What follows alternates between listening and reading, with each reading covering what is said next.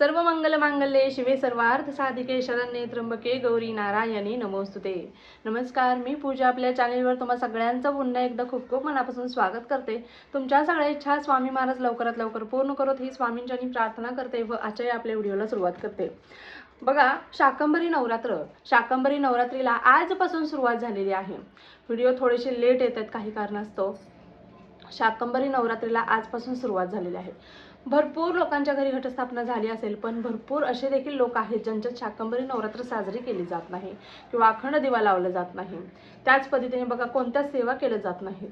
तर बघा, तुमच्या घरात घटस्थापना होवो न होवो किंवा तुम्ही अखंड दिवा लावा किंवा न लावा, रोज तुम्ही देवपूजा करताना आपल्या जीवनातील 5 मिनिटं काढायची आणि या दिवसामध्ये आवर्जून आपल्या कुलदेवीची आपल्याला सेवा करायची आहे।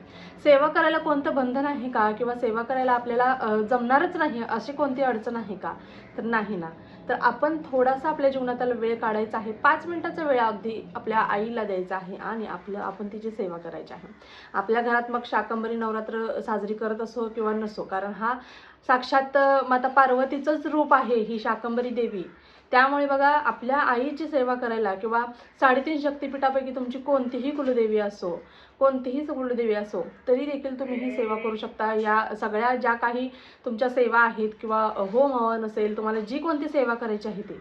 आता भरपूर लोक असे असतील की आम्हाला हे जमणार नाही, आम्हाला ते जमणार नाही, तर सगळ्यांसाठी आज मी सांगणार आहे थोडक्यात की कोणकोणत्या सेवा तुम्ही रोज करू शकता आजपासून। किंवा आज नाही जमलं, तुम्हाला पिरियड्स वगैरे असतील, काही अडचण असेल, तर तुम्हाला शाकंभरी पौर्णिमा 3 तारखेला आहे, तर पौर्णिमेपर्यंत तुम्हाला जेवढी जमेल तेवढी तुम्ही सेवा करा, पण आवर्जून करा। सेवेला थोडासा वेळ काढायचा आहे, तेवढाच ज्यावेळेस आपण नित्य सेवा करतो त्यावेळेसच ही सेवा 5 मिनिटं जातील तुमची आणि तुम्हाला ही सेवा करायची आहे, बरोबर।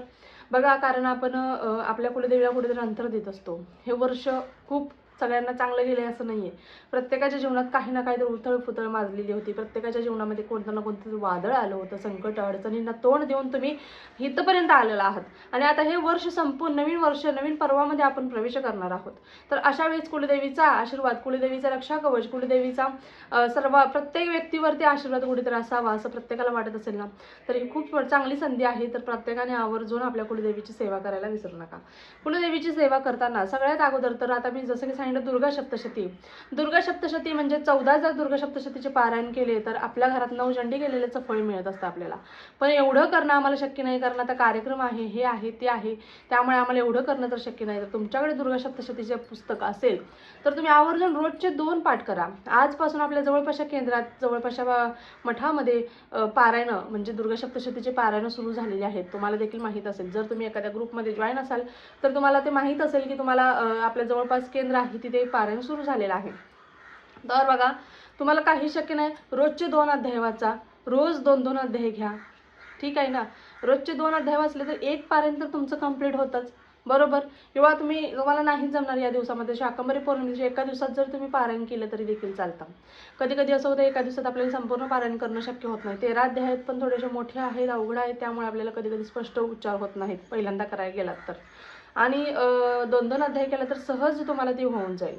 शाकंभरी नवरात्र निमित्त जर दुर्गा सप्तशतीचा पाठ केला तर दुर्गा सप्तशती पाठीचा अतिशय अनन्यसाधारण असं महत्त्व आहे, कारण यामुळे आपल्या कुलदेवी तर प्रसन्न होते, आपल्या कुलदेवीचा कृपाशीर्वाद आपल्यावरती राहतो आणि जी कामं आजपर्यंत शक्य नव्हती, अशक्य अशी कामं होती, ती देखील शक्य व्हायला लागतील। इतकं प्रभावी हे पारायण आहे, इतकं प्रभावी हा ग्रंथ आहे दुर्गा सप्तशतीचा। त्यामुळे बघा, आपण ही सेवा करू शकतो। त्याच पद्धतीने बघा, कधी कधी असं होतं की संतान प्राप्तीमध्ये अडचणी येतात किंवा भरपूर अशी कामं असतात त्याच्यामध्ये भरपूर अडचणी येतात, त्यावेळेस कुठेतरी कुलदेवीची सेवा होऊन जात नाही किंवा आपण सेवा करत असेल तर आपल्याला कुलदेवी आपली बरोबर कुलदेवी माहीत नसते, म्हणजे चुकीची कुलदेवी। म्हणजे बघा, आता 3.5 शक्तिपीठापैकी कोल्हापूरची महालक्ष्मी आहे, तुळजापूरची तुळजाभवानी आहे, सप्तशृंगी माता आहे। तर या आपल्या 3.5 शक्तिपीठापैकी तुमची कुलदेवी समजा आता तुळजाभवानी आहे, तुम्ही महालक्ष्मीची सेवा करताय, म्हणजे आईची सेवा करू सोडून तुम्ही मावशीची सेवा जर करत असाल तर बघा, कुलदेवीची सेवा घडते आपल्याकडून। सगळं एक माता पार्वतीचंच रूप आहे, पण कुठेतरी आपल्या आईची सेवा घडत नसते। त्यामुळे आपल्याला चुकीची कुलदेवी माहिती असल्यामुळे देखील आपल्या जीवनामध्ये अडचणी येत असतात। त्यामुळे कुलदेवी आपली प्रॉपर हीच आहे का हे अगोदर तुम्ही जाणून घ्या आणि नंतरच आपल्या आईची सेवा करायला सुरुवात करा। त्यामुळे देखील आपल्या जीवनामध्ये अडचणी येऊ शकतात बरं का।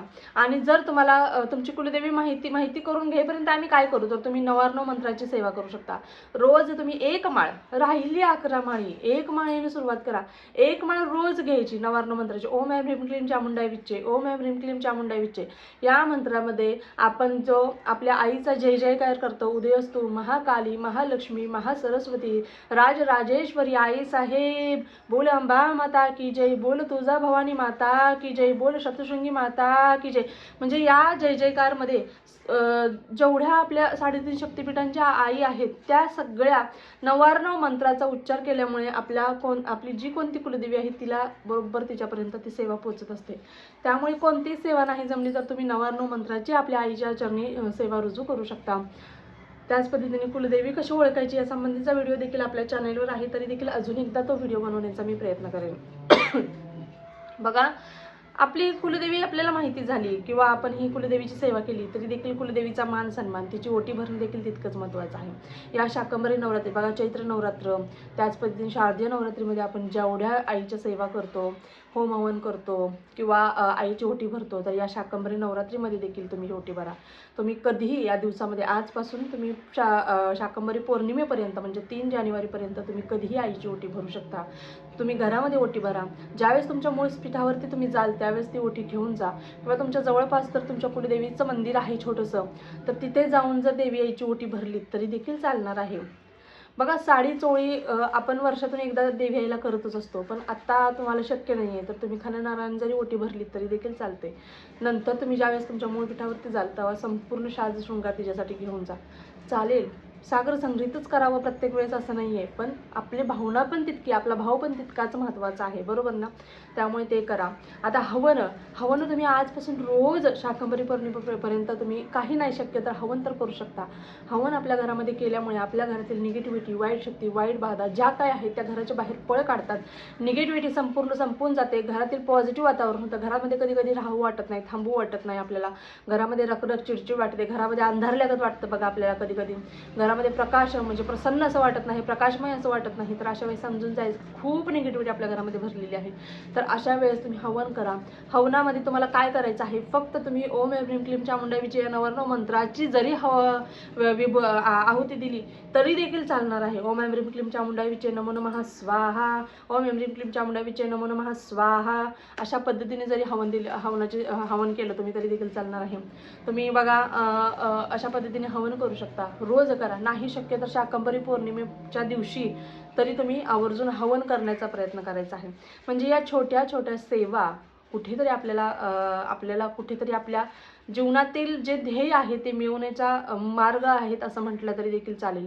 कारण अध्यात्माच्या मार्गावरती आल्याशिवाय देखील आपल्याला कळत नाही. जोपर्यंत आपण त्या सेवा करणार नाही तोपर्यंत आपल्याला त्या पटणार नाहीत, तोपर्यंत त्या विषयावरती विश्वास बसणार नाही. आणि विश्वास म्हणजे जोपर्यंत त्याचे अनुभव आपल्याला भेटत नाहीत स्वतः केल्यानंतर, तोपर्यंत आपल्याला त्या सेवेवरती विश्वास बसतच नाही.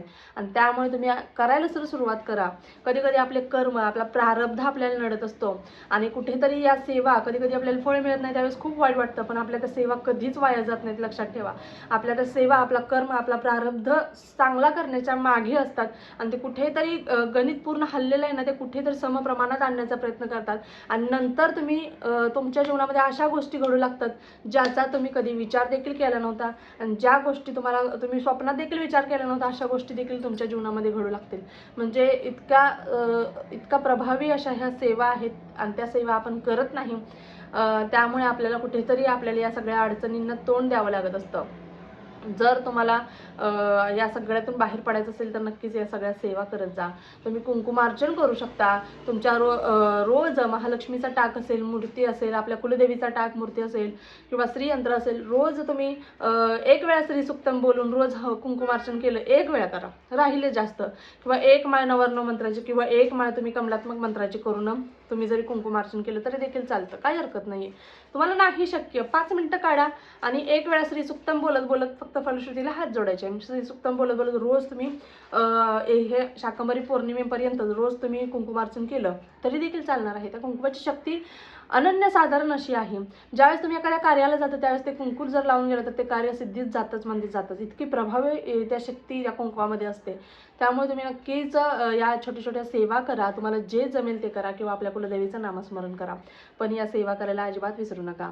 व्हिडिओ आवडला असल्यास व्हिडिओला लाईक करत जा, शेअर करा, सबस्क्राईब करा. पुन्हा एकदा भेटू अशाच एका नवीन व्हिडिओसोबत. तोपर्यंत झालेली सेवा स्वामींचरणी रुजू करते. श्री स्वामी समर्थ. धन्यवाद.